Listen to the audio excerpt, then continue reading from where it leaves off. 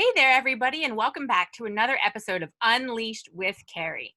Today, I have a very special person, Cory Smith. He is my cousin and one of my role models. Cory Smith is the founder and head coach of Run Your Personal Best, an online running coaching business that has helped hundreds of runners achieve personal bests in distances ranging from 800 meters to 100 miles. He was a two-time national championship qualifier while at Villanova University and is a regular contributor to Outside Magazine, Trail Runner, Philadelphia Magazine, Gear Patrol, Gear Junkie, and Gear Institute. When I invited Cory on the show, I initially reached out to him because I said, you know what? If I know of anyone who probably had a crappy school experience in my life, it was my cousin Cory. And when I reached out to him, he kind of reframed that for me and was like, well, not really. School was kind of a good thing for me. So I really want to dig into that today, find out more about his school story, because clearly I don't have it right in my head. Get to know that side of him that I don't know, and just go at it. So Cory, thanks for being here. Yeah, thanks. I'm glad we finally connected. It's been a Yeah. while. Yeah, I know. We've been trying to do it, I guess, since I started the show this summer. You were probably one of the first people I reached out to, and we Yeah. finally made it happen. Yeah, I appreciate it. Thank you. Yeah.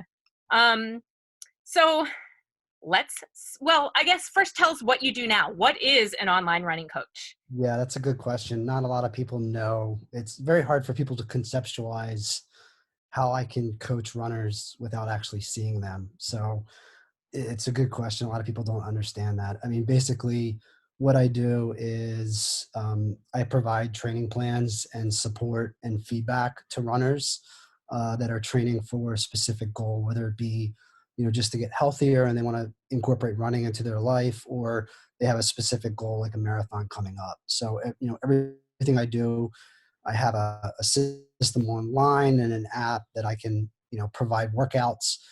They can upload their GPS watch data, and then I analyze it and help them, eventually, hopefully run faster. And since I kind of come from a world where goal setting is really important, what Mhm. kind of goals do you have your people set? I know you said like really specific, like training for a certain race or a certain time. What would a goal look like around like just being healthier or just getting started with running? It's a good question. I think it's just getting out the door every day. A lot of clients will come to me because they need accountability.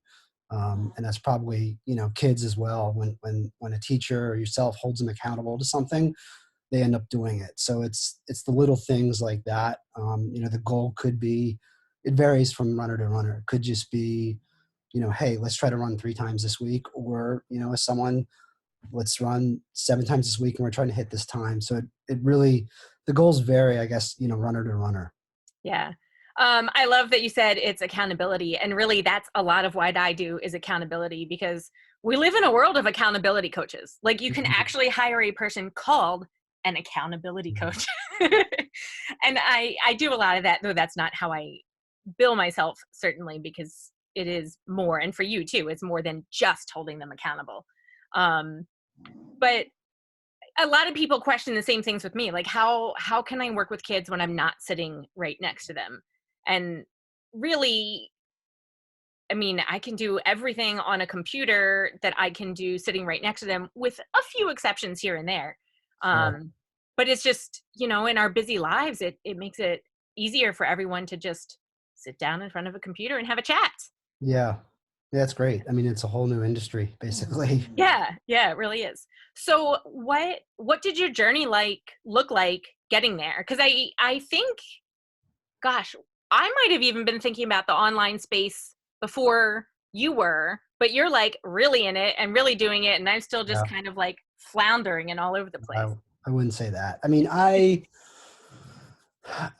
guess I started the idea in 2014, maybe early 2013. Okay. You asked about the journey, which is kind of a long story, but in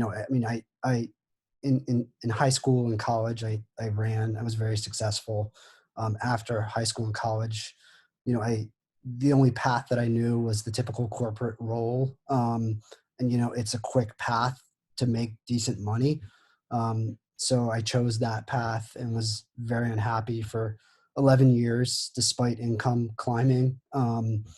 And, luckily, series layoffs, a supportive spouse kind of led to me reevaluating my goals and saying, hey, I was successful at running. I know a lot about it. I enjoy it. Can I actually make this into a career? So, as my career was fizzling out in corporate America in sales, this career started to take fold. And, um, you know, if you want to be a runner in the running industry, I mean, the past are professional runner, which I couldn't do because I was getting too older. Um, my time had passed, or you can be a coach. I guess those are probably the two most common paths. And, um, I pursued the coaching side, and the online coaching was not really a thing for me. I was more pursuing coaching college, but I decided to start coaching privately on the side as well and pursue those two paths and see which one I enjoyed the most.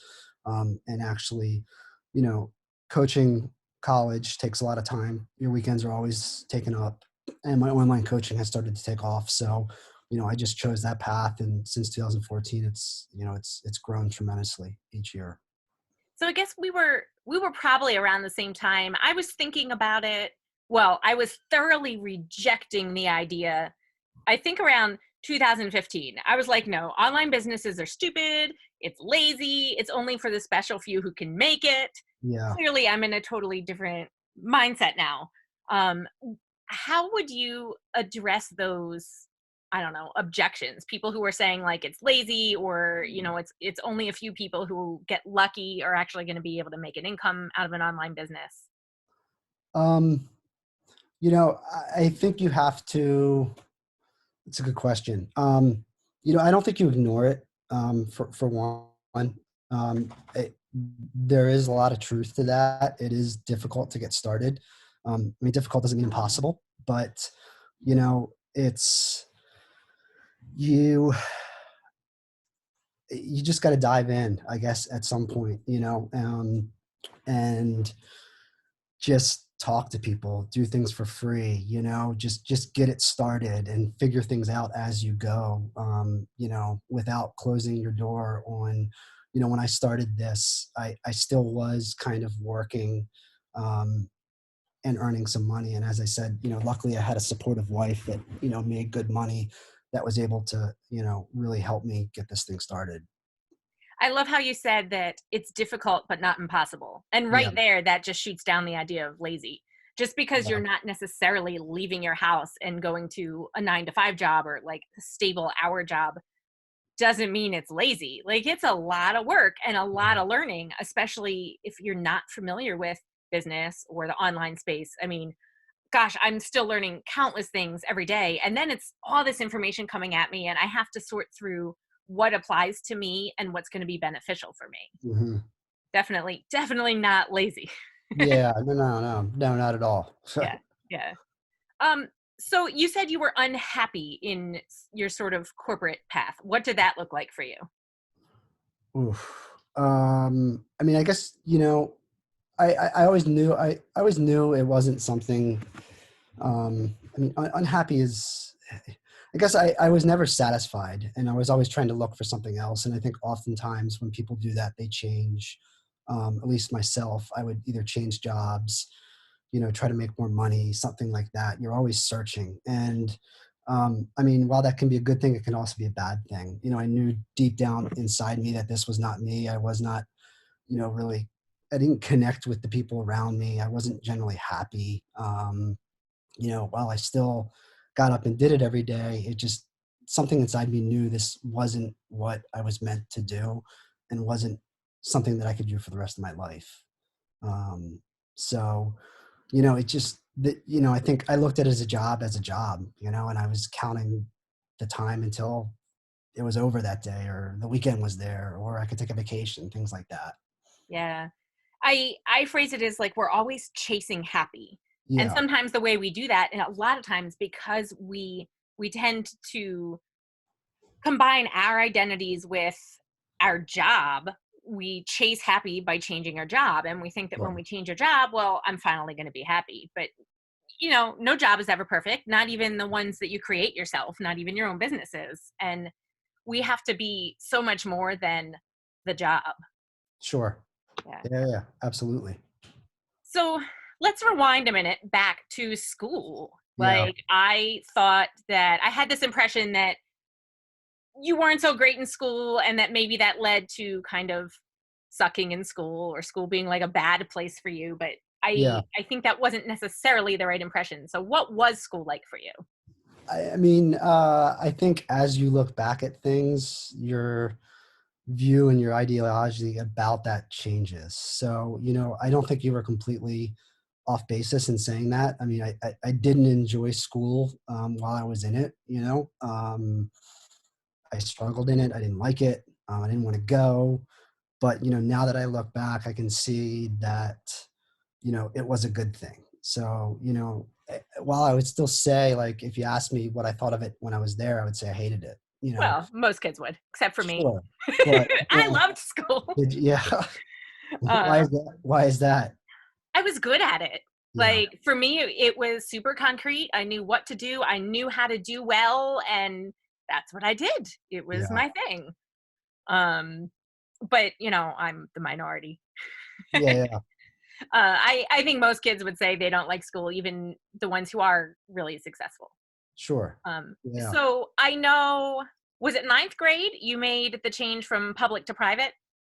Um, no, that was middle school. So what's middle school? Middle school's sixth grade. Sixth grade. Yeah. So I think it was after middle school is when, I mean, it was actually a forced change. It wasn't like my decision. It was my parents. Okay. Just elementary, middle school. I didn't do well. I got, was with people, my friends were not going in the right direction. Luckily, my parents saw that and said, hey, we need to put him in a different situation away from this because it was toxic. And, as much as I hated it, it was, the best decision of my life. And, now that I look back, it's absolutely the right thing to do for me at the time. I wouldn't be where am now if it wasn't for that decision. So yeah, we went to Catholic school for high school. Okay. And it's funny, I did the opposite. Well, I Yeah. did go to private school for middle school and part of high school, and then I got kind of bored with my private school, and they didn't have the kind of electives I wanted to take. It was all like arts and music and drama, and that's just not me. Yeah. So I made the opposite change, and I went to public school because I could get my hands in a lot more things I was interested in. But what was good about school for you? You said like it was the exact right spot. I mean, getting into running, that's, the opportunity to compete on a team, to have a fantastic coach, and really just to like start my running career, which is, now my full-time job. So, I mean, if I have to look at something positive, I mean, that was hands down it, for sure. How did you discover that? I don't know, would you call it a talent or was it a Yeah. developed ability or both? Um, Both. There's no doubt that I'm talented in running. I wouldn't have gotten where I was with some sort of level of natural talent, but I don't remember. I mean, I remember my parents wanted me to try out for a sport, and I remember just I was. They always people saw me as fast.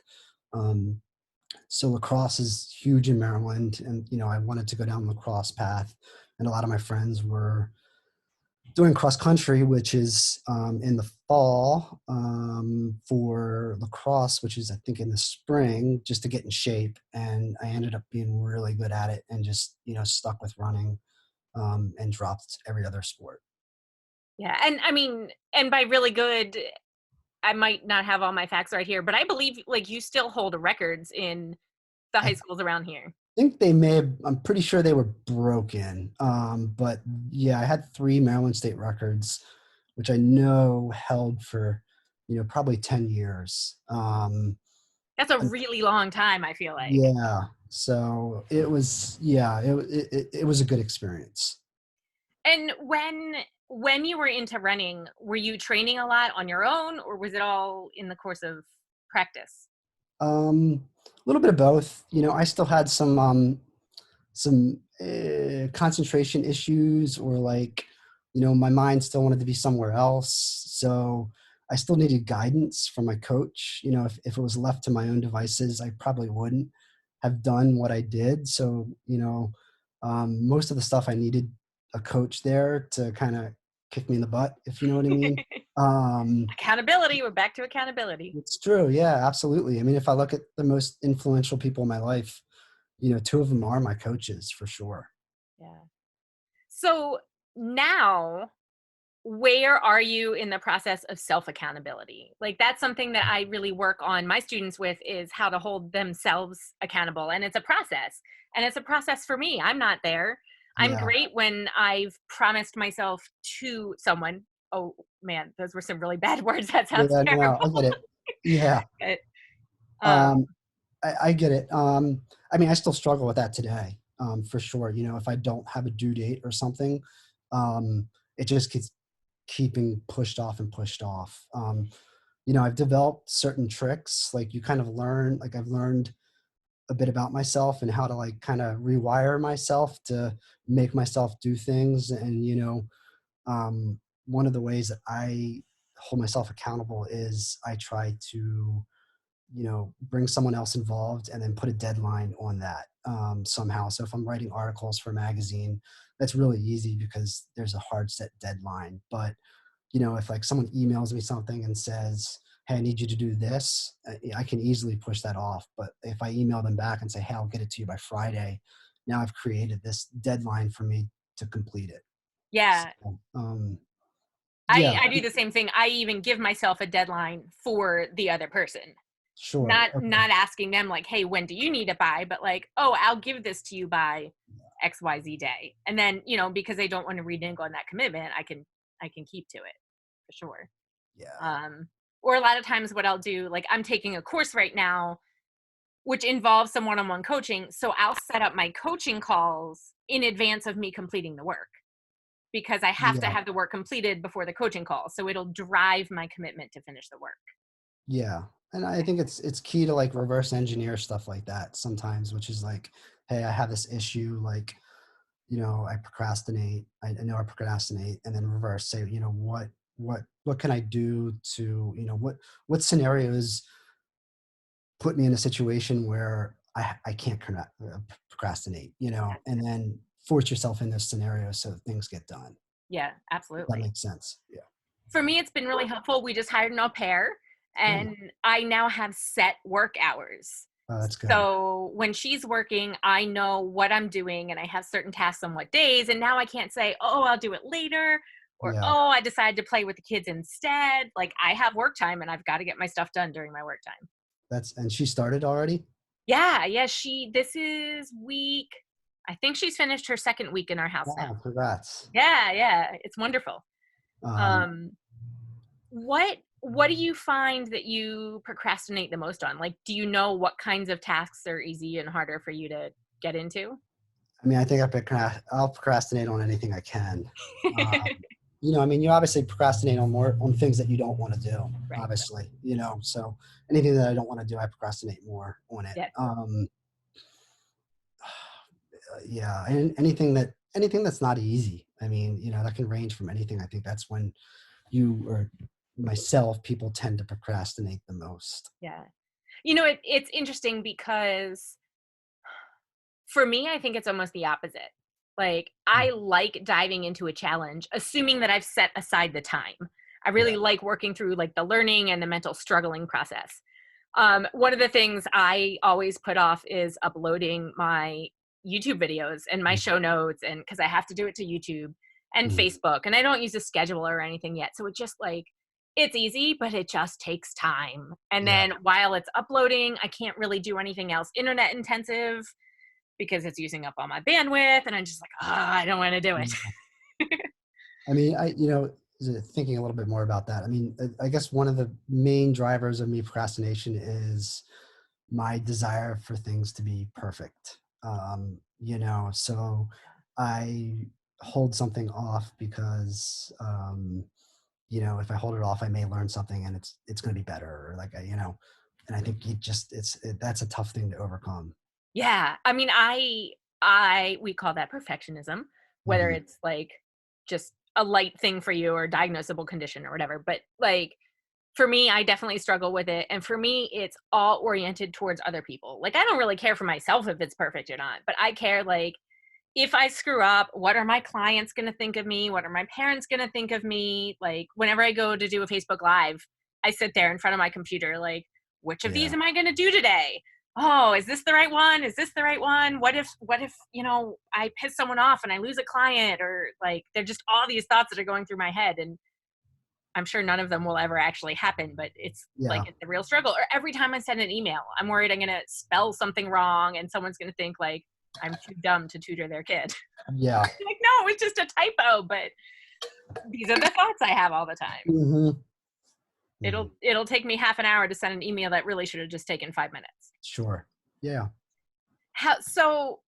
I mean, when you're in the online business space, you really have to hold yourself self accountable. Yeah. I mean, you have your clients, that helps because you're serving them directly. But to Sure. develop the whole business side of thing, that's like a huge self accountability. Yeah, yeah, it hasn't, it wasn't very difficult for me. I kind of like the creating things, holding myself accountable to getting the crucial tasks that need to be done to run my business and keep my clients happy. I don't procrastinate on that, and that doesn't seem to be difficult for me. I guess the procrastination is more on things that maybe grow the business or things outside of that. But from a daily operations perspective, it's pretty. I'm pretty motivated to do that on a daily basis. Do you have a plan to grow your business more? Are you happy with the way things are?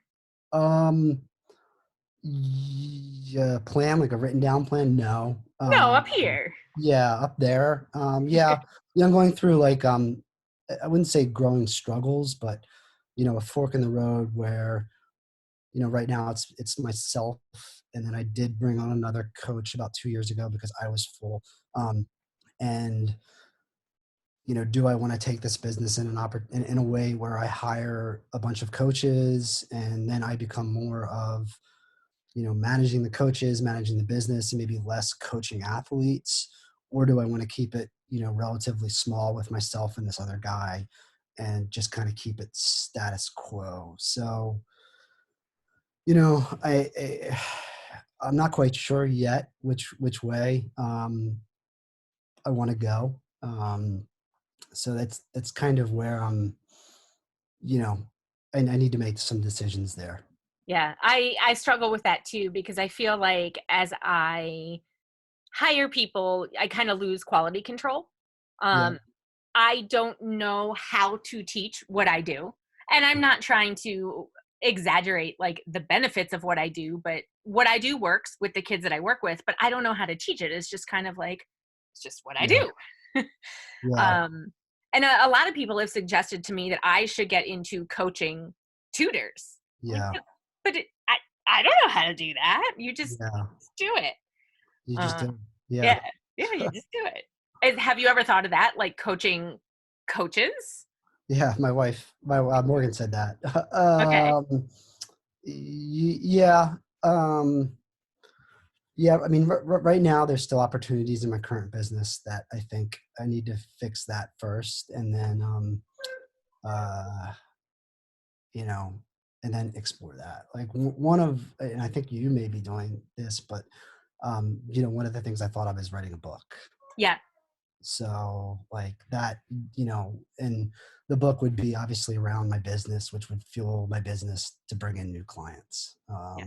So that's one thing. Oh, awesome. Just Kind of. write some stuff down, see what happens. Like, do you Yeah. have a plan or like an idea yet? I do have an idea. Yeah, Okay. yeah. I do have an idea, um, part of one of the things that we haven't talked about but also my own my business is I've gotten into writing a lot. So I Mhm. do a lot of writing around running, around gear review. So I've spoken to people and editors that have written books about the process and things like that. So that's a huge I would probably need to hire someone for the accountability, because I don't think I would hold myself accountable to get chapter to chapter to done over Yeah. time. Yeah. Um, let's talk about writing for a second. So Yeah, you write now and you make money doing it. I do. Yeah. Say about When like 20% of my income is last year, 20% of my income was writing. wow. Yeah, it was a lot more than I thought it would have been. And I mean, it's a great feeder for clients and whatnot for your business too. Fantastic. Yeah, huge. Um, when you were in school, would you ever have predicted that you would be writing for money and like By talking far. about writing a book? No, English was my worst subject by far, and I hated it. Yeah. So it blows my mind that like I actually make money doing that. If you would have said that to me in high school, uh, there's no way I would have believed you Yeah. at all. Yeah. Isn't that crazy? Like Yeah, we tell ourselves these stories. In this case, like, no, I'm not going to be a writer. I'm not going to write anything. And then it's like suddenly just totally different when you get into the world and realize what you can do. sure. Yeah. How'd you get into writing in the first place? So when I first got into coaching in Philadelphia, there's two big races, the Broad Street Run and the Philadelphia Marathon.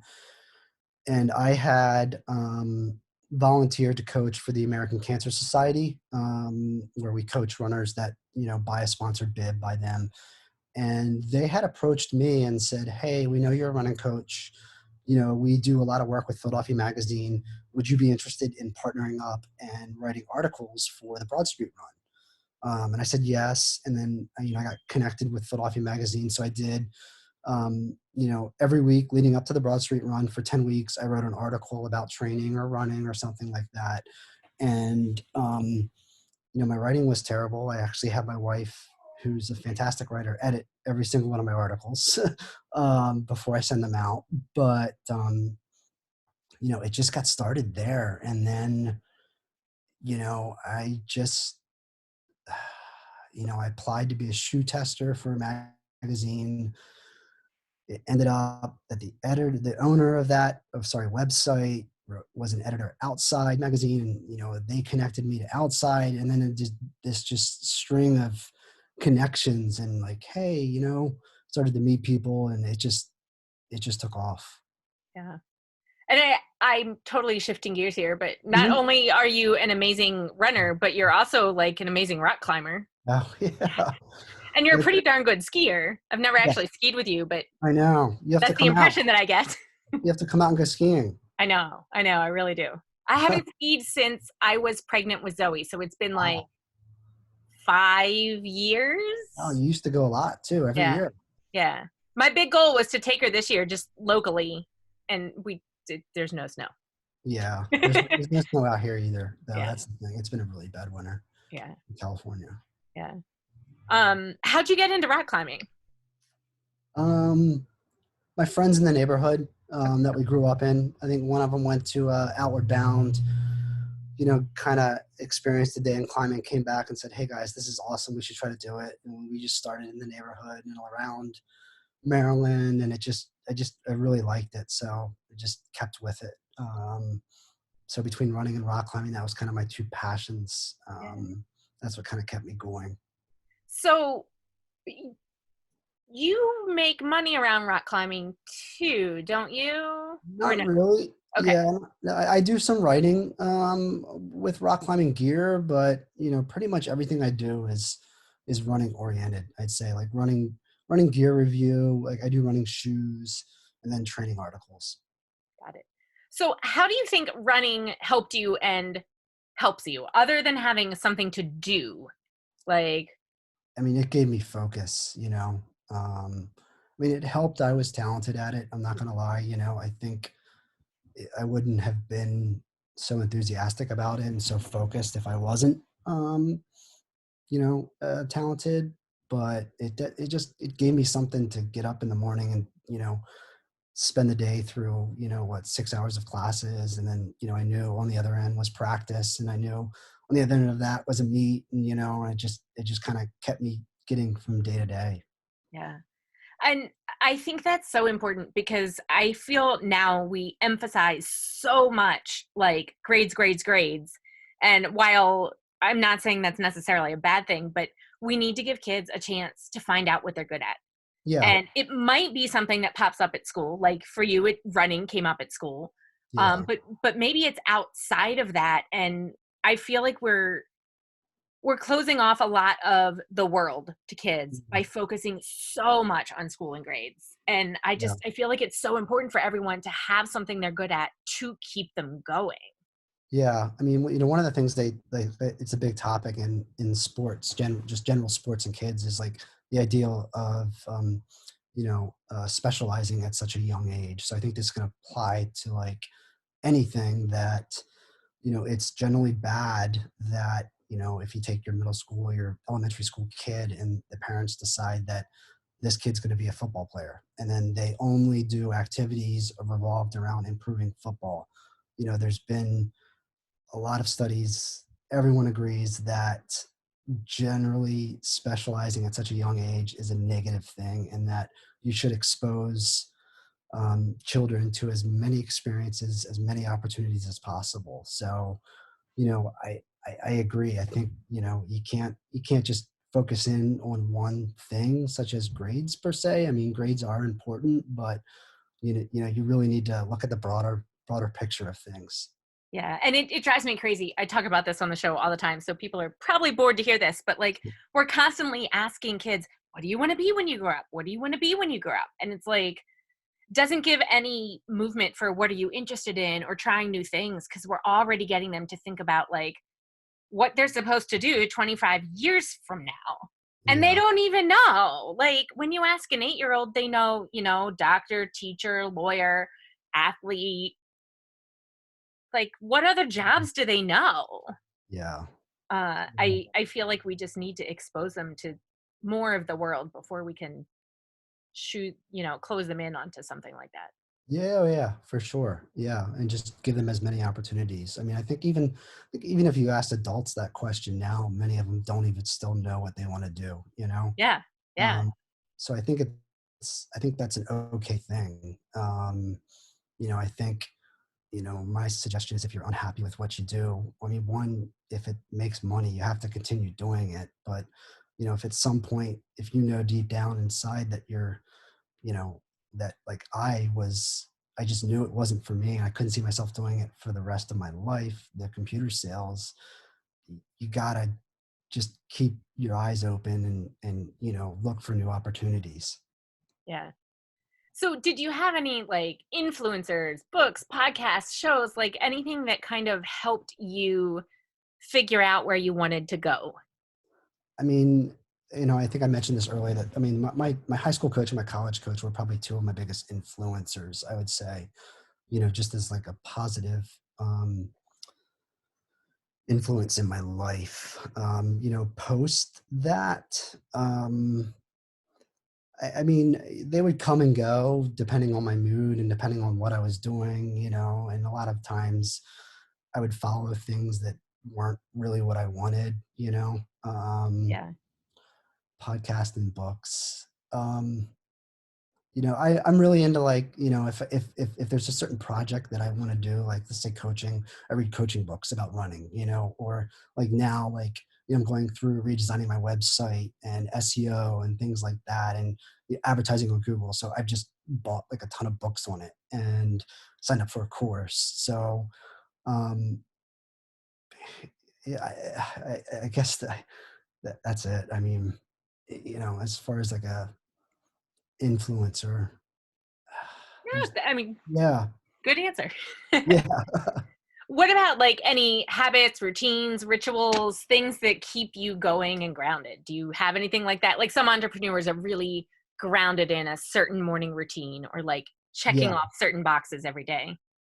Yeah. I mean, the one thing that didn't work for me is I did read all those books about entrepreneurs and everyone, here's the formula for success. This is what you do. You get up at 4, you do this, you do that, you do that. You know what? That just didn't work for me. Yeah. Because everyone's different. Like as much as I don't like to say, as my wife says, I'm a morning person. Like I'm very productive in the mornings and she has figured out that she's the opposite. And so for me to get up, like, you know, you just have to find out, like, I had to find out what works for me, I guess, and then Yeah. design my schedule around that. So, like, my new routine now is I never read books. I still don't read books. And I think, I tried to read right before I go to bed and I was too tired, so I wouldn't read. So, like, I changed my schedule to now when I get up in the morning and I have my coffee, I read a book. I read 5 pages, 10 pages, whatever it is. I just Do try you to, read with your eyes or do you read with your ears or no, I read both? with my eyes. Okay. But Okay. I do listen to books as well. Yeah. Um, and I've realized that possibly my best creative time is in the afternoon. So if I need to write, that may be a better time for me to write. The morning is when I'm most productive, so that's kind of when I get my daily work done for my business. So it's just, I guess it's not everyone is on the same daily optimizing when you're best at something. So, Yeah. I just needed to figure out how, when I was most productive and try to work around that. How did you figure it out? Were you just observing yourself or did you track it? I didn't track it. I guess just observing, understanding when I was like focused on it, and just try to schedule it that way. Yeah. I used to try and do the whole morning routine thing, and now I found that's a really good time for me to get work done. Like when I get up, I wouldn't say I'm a morning person so much as when I get up and I'm on my own and my kids aren't awake yet, I recognize that's time that I can get stuff done. Hmm. So now what I try and do is get up, I make my coffee in quiet because that's like the only quiet time of my day ever. Yeah. My husband Jason's out of the house, the kids are still asleep, there's no noise. Yeah. Yeah. Beautiful. Yeah. That's nice. um, and then I've been trying to, when I drink my coffee, I listen to a book.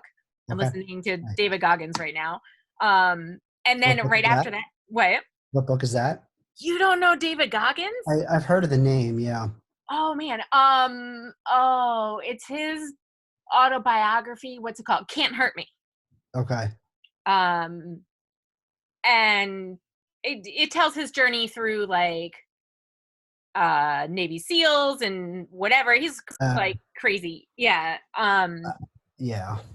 And it's just like motivation, self accountability, even if you're not into like sports and being strong and whatever, it applies to all areas of life. Yeah. It's just kind of amazing. That's what I'm listening to right now, and then by the time I finish my coffee, I'm like, okay, it's work time, and by that time I have like an hour before my kids wake up that I can dive into work. Yeah. And then I'm on kid time, and then later in the day sometimes that's when I'll do the things that people would normally do in their morning routine. I don't do them all. I don't hit them every day, but like if I'm dragging, I'll exercise then Yeah. or I'll meditate then because it kind of like refuels me for when I'm going to sit back down to work again. Yeah. Yeah. Um, I Yeah. can't sit at a computer all day. It doesn't strike me that you probably can either. No, I definitely, I work in chunks Yeah. for Yeah. sure. You know. Um, and really, I think a lot of people in our space are the same way. We're doing what we're doing but we're not made to sit at a computer all day, and Yeah. that's part of the reason why we are doing it because then we don't have to be seated and doing the same thing all day. Yeah. But it was a struggle because that wasn't the case for me for a long time. So, not having that autonomy to optimize your schedule based on your individual needs, like, in corporate America, that's often a challenge for a lot of people. Yeah, and it drives me crazy that so many jobs could be remote but yet you still have to go into the office and sit there every day. Like, Yeah, I also get that though. In some, I wish there were more remote jobs, but we're not completely. There are people that don't get the job done, and sometimes oh, just that's true too. yeah, Though, I don't know if they don't get the job done there, would they get it done much better in the office? yeah, Like, no, I mean, we certainly can't go to like all remote everything all the time, but I do see so many opportunities where it could be done remotely at least more of the time. yeah, But then again, from an economic point of view, what would we do with all the empty office spaces? yeah, Like that would kind of be a disaster too. yeah, um Do you ever use like a co-working space or anything like that, or? No, I go to a coffee house every day. I kind of rotate between two or three of them here in Santa Barbara. Okay. Yeah, every morning, just go there. Yeah. I use my friend's house during the Okay. day. She lives in the Nice. neighborhood. I have a key. Oh It's wow, great.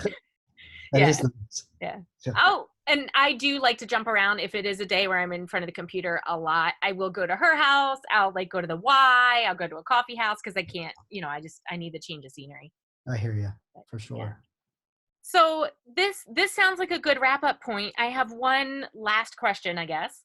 Okay. Um, what advice would you give to a struggling teenager or young adult who's just either like struggling through school or struggling through like the early stages of adulthood, or their parents who see this happening to their kid and they're worried like, oh, he's going to sabotage his life. He's Yeah. got to get it together. Is he ever going to make it on his own?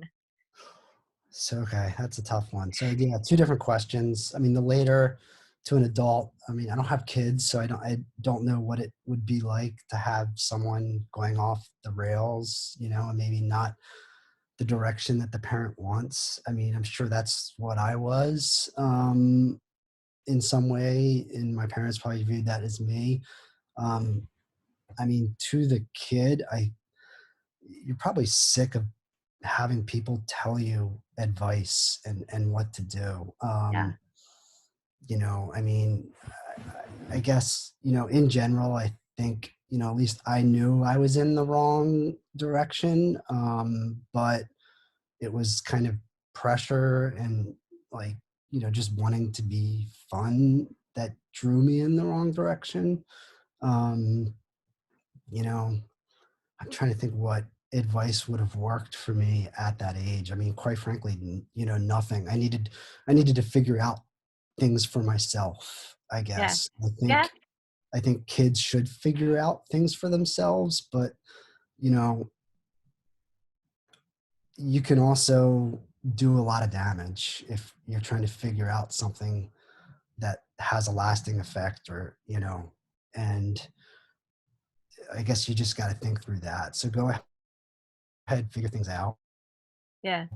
Yeah. I think that's but good. try not to keep the let's go on. Yeah, keep doors open, I guess. Yeah. And I'm kind of hearing in that like it's okay to be struggling through something. Yeah, Like that's part of life is there's, we're going to have ups and downs and moments of things we like and we don't like and that's just kind of the natural path of life. yeah, for Yeah. sure. Yeah. You'll figure things out as you get older, hopefully. Um, you know, um, that's kind of Yeah. it. I love that you said that kids probably don't want more adults telling them what to do. And that's Yeah, something that that's part of the whole reason why I have a job is because the kids I work with are sick and tired of their parents like bugging them and nagging them about this and that and the other. And they're like, okay, it's time for someone else to do it. And yeah, like parents who are listening, when's the last time your kid actually listened to your advice? yeah, Like your teenager, are they really listening to your advice? So then why are we like hounding on it over and over and over again? They need some yeah. space, like you said, to figure it out. Yeah, I mean, I guess my advice to parents, and again, I don't have kids, so I don't know, but pick and choose what you want to, if your kid is sick of hearing you nag about certain things, like really sit down and try to think about the things that you nag and really only, um, nag about the really important things. Like my parents knew that, getting me out of the situation I was in with my friends was important. So they forced that upon me. I was Yeah, not happy at the time, but, it worked out. yeah, yeah. Cory, where can people find you if they want to? Well, we went over if they Yeah. want to read your articles, but if they want a running coach or to learn more about you. Yeah. My website, it's www.runyourpersonalbest.com. You can find me there. I have Facebook account there, Instagram account. You can email me, Cory, Cory, at runyourpersonalbest. Any of them, happy to talk to you about running. Awesome. Thank you so much for your Yeah. time. I really appreciate it. I'm glad we made it happen. Yeah, I am too. Thank you. This is Yeah. great. Yeah, absolutely. I'll talk to you soon in real life or on Yeah, the phone or something. absolutely. Yeah. Come out skiing sometime soon. Yeah. Maybe when there's snow. Yes. All right, Carrie. Bye. Bye.